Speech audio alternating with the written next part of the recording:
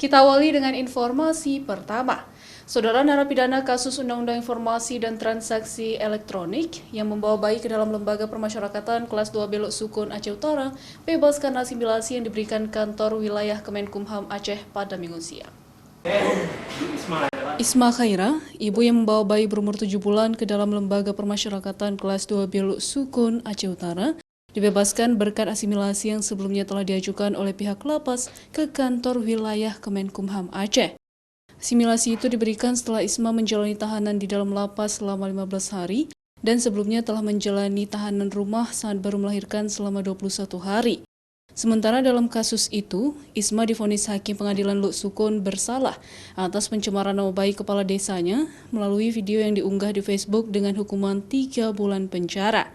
Pihak lembaga permasyarakatan pun kemudian mengajukan asimilasi karena pertimbangan faktor kemanusiaan atas kasus yang menjeratnya, sehingga harus membawa bayi untuk tinggal di balik jeruji besi.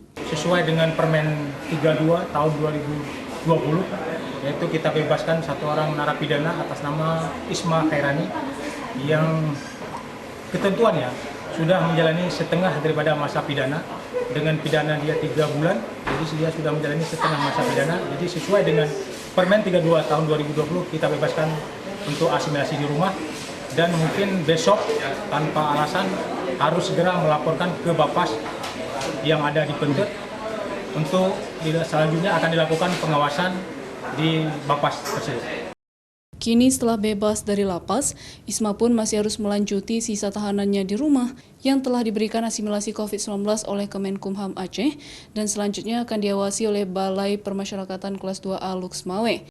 Pihak lapas pun berharap agar selama asimilasi di rumah, Isma Khaira tetap menaati berbagai prosedur dan tidak melakukan berbagai tindakan lainnya yang menyangkut dengan hukum. Zikri Maulana, Kompas TV, Aceh Utara.